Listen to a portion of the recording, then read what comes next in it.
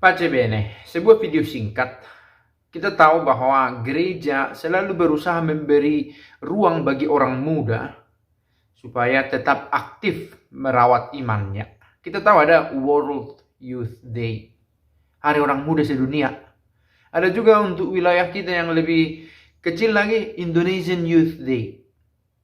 Di Keuskupan saya juga ada Kam Youth Day, Keuskupan Agung Medan Youth Day. Dan di tempat saya dulu, Keuskupan Padang, ada juga Keuskupan Padang untuk Padang Youth Day, semacam itu. Tetapi saya lupa namanya. Oke. Intinya apa? Memberi wadah bagi orang muda untuk bertemu.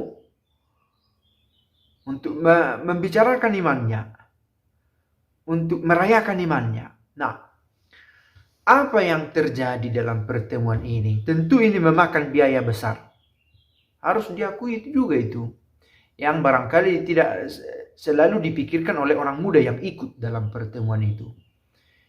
Ada budget, ada dialokasikan dana keuskupan, dana paroki untuk itu. Mau mengatakan bahwa pertemuan ini bukan tanpa pengorbanan. Begitu ya. Nah, output apa yang diharapkan? Nah, kita tidak bisa selalu menuntut kepada penyelenggara, kan begitu ya. Oh, apa yang akan mereka sajikan kepada saya, kepada kami untuk kami nikmati. Nah, sebenarnya pertanyaan mendasar, output apa yang diharapkan? Kiranya pertanyaan ini juga ada pada setiap orang muda yang ikut, kan begitu ya. Supaya tidak berhenti pada perayaan-perayaan superficial. Karena begini, kan kalau orang muda itu sudah berkumpul dalam iman, itu sudah sesuatu yang hebat. Itu saja pun tercapai sudah bagus. Saya pikir itu benar, tetapi kita tidak bisa jadikan itu sebagai tujuan. Karena itu tujuan minimalistis. Kan begitu ya. Karena seringkali begini, kalau kita akan berikan ajaran tentang iman, tentang teologi kita terlalu berat. Siapa bilang terlalu berat? Jangan-jangan memang dibutuhkan bahwa kemasannya perlu dikemas dalam bahasa yang sesuai pada mereka, tentu. Tetapi apa itu beriman kepada Yesus? Mengenal Allah. Dan apa pengaruhnya pada cara hidup saya? Bukan pertanyaan gampang ini untuk bisa dimengerti, baik oleh pengajar, terutama oleh pengajar yang ingin membahasakan ulang materi sedalam itu kepada orang muda. Ternyata ini perlu, begitu ya, untuk memberikan bobot pada pertemuan. Ada beberapa persoalan yang harus, yang bisa juga kita sadari, dan dengan menyadari ini terbantu kita mencari solusi. Apa itu? Misalnya, penyelenggara kegiatan ini, para pastor atau siapalah yang terlibat di sana, tidak semua juga memahami kebutuhan orang muda sekarang. Nah, ada juga yang berusaha memahami tetapi terburu-buru. Apa maksudnya? Melihat kemasan, orang muda sekarang suka TikTok, suka Instagram.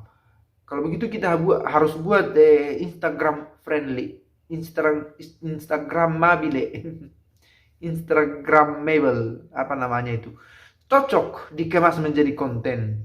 Oke, cocok dibuat menjadi konten. Apa? Tetapi sedemikian sibuk mengurus hal-hal teknis semacam ini, bisa lupa pada pembobotan. Rasanya tidak berlebihan juga, misal bila dibuat, diselipkan 1, 2, 3 seminar tentang iman dalam bahasa atau dalam tema yang memang mendasar dalam iman kita. Begitu. Itu sama dengan bukan sama, tetapi bisa dibandingkan dengan membuat video YouTube ini. Katakanlah ada sampai 100.000 subscriber, karena kontennya begini-begini yang menonton hanya 1.000, 500 bahkan belakangan ini. Dari 500 hanya 20 orang menonton sampai selesai. Dari 20 orang ada 5 orang yang Erlebnis. Benar, ini yang harus kita tekankan. Ada saja orang yang akhirnya mengambil nilai itu yang ditawarkan itu dengan serius. Demikian juga kiranya dengan Come Youth Day. Oh no, Come Youth Day, Indonesian Youth Day, World Youth Day. Ada ide yang mau ditawarkan, yang ini yang harus orang muda miliki saat ini. Gereja bahkan dalam konteks yang lebih luas bisa saja tidak berhasil menawarkan ini. Begitu ya. Contoh, di Amerika Serikat 1 dari 4 anak sekolah katanya sudah mulai bingung dengan gendernya. Mengapa? Karena propaganda yang dibuat oleh orang-orang yang tidak ada dalam gereja. Jadi kita sebenarnya ada dalam perang ideologi sekarang. Gereja sedang berperang melawan ideologi yang menawarkan pemikirannya. Dan itu tadi kebingungan gender. Oke, itu bukan kerisauan kita masa kini di Indonesia. Meski terjadi di kampung saya, belum menjadi kerisauan ini. Ya laki-laki lah. Ya perempuan. Begitu. Bahwa perlu ada adjustment, oke. Memang oke, mulai dibedakan. Orang mulai secara terang rigid, bahkan rigid. Harus dibedakan seks dengan gender. Seks itu biologisnya, gender ya apa yang saya inginkan. Tidak apa yang saya inginkan, bukan begitu konsepnya. Nah, lalu apa konsepnya? Inilah gereja harus berbicara, atau laki-laki atau perempuan. Ini contoh yang lebih global. Nah, apakah World Youth Day yang akan digelar Agustus ini di Portugal ini akan mengambil ini sebagai ide penting? Kan begitu ya. Terlibatkah gereja? Atau takutnya begini, hanya berhenti pada seremoni semata. Kan begitu, daripada mereka main-main di luar, mendinglah main-main dengan sesama orang beriman. Saya pikir itu tujuan bagus, sekali lagi, tetapi bukan tujuan yang fundamental. Sama halnya dengan Indonesian Youth Day. Nah, pembobotan ternyata kita harapkan dari pihak panitia, katakanlah begitu, dari pihak panitia dengan rundown acaranya, begitu ya, apa yang akan dilakukan hari pertama, hari kedua, hari ketiga sampai selesai. Tetapi saya pikir sudah waktunya bahwa konsep itu pelan-pelan ditinggalkan. Apa itu? Bahwa selalu menuntut dari sana. Apa yang bisa saya bawa? Kan begitu. Nah, setiap keuskupan membawa benderanya untuk ikut dalam Indonesian Youth Day. Apa yang orang muda bisa tawarkan kepada sesama orang muda yang lain dalam menghidupi iman? Saya pikir, gampang merangkai pertanyaan. Tetapi pertanyaan ini, meskipun sulit untuk dipraktekkan, toh harus ditanyakan juga. Apa yang orang muda, katakanlah dari timur, dari barat, dari tengah, yang bisa tawarkan kepada sesama orang muda lain dalam pertemuan yang tidak selalu dialami itu. Begitu ya. Supaya itu tadi juga ada di dalam pembahasan di sini. Supaya energi jangan habis pada kemasan-kemasan. Memang perlu itu tarian, nyanyian. Karena memang itulah hidup orang muda. Tetapi kalau berhenti pada sekedar tarian, nyanyian, kita punya klub masing-masing untuk itu. Bahkan tidak harus bertemu dalam Indonesian Youth Day. Tetapi kedalaman macam apa yang saya bisa tawarkan atau yang saya ingin bawa sepulang dari atau setiba di Indonesian Youth Day.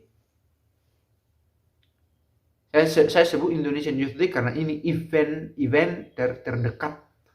Saya tidak tahu persis atau apakah sudah selesai ongoing, begitu ya.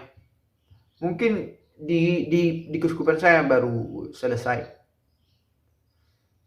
untuk orang-orang muda. Nah, apa yang bisa ditawarkan dan apa yang saya ingin bawa? Ini sudah menyangkut makanan keras, kan begitu ya, makanan keras dalam arti Toh, seperti biasa ada istilah itu, fides querens intellectum. Iman itu menuntut pengetahuan. Nah, pembobotan pengetahuannya di mana didapatkan? Inilah event yang cocok untuk itu. Sudah juga bukan waktunya lagi berbicara, oh rasanya terlalu berat kalau kita bahas kristologi, kalau kita bahas tentang trinitas. Tidak juga.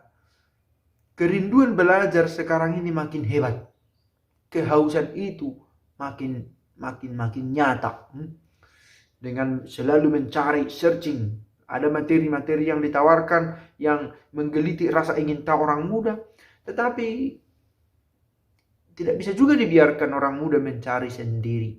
Ada penuntun. Meski pencarian orang muda ini tidak selalu salah. Begitu ya. Tetapi demikianlah sebagai satu keluarga. Ada yang mengajari, ada yang diajari. Itulah gereja. Nah, apa alamatnya? Ini juga penting. Kita tidak berhenti pada teori juga. Tetapi pendalaman iman atau iman yang didalami, kita yakini iman yang didalami akan membawa kita pada way of life yang selaras dengan keinginan Kristus sendiri. Harapannya begitu. Berusaha mencapai integritas, beriman dalam konsep, beriman dalam perilaku. Mudah-mudahan keresahan ini terang intinya ya. Pembobotan dalam pertemuan, supaya pertemuan yang memang sudah dirancang itu shining, flourishing, berkembang, mekar. Pertemuan itu sendiri dan orang-orang yang terlibat di dalamnya. Pace bene.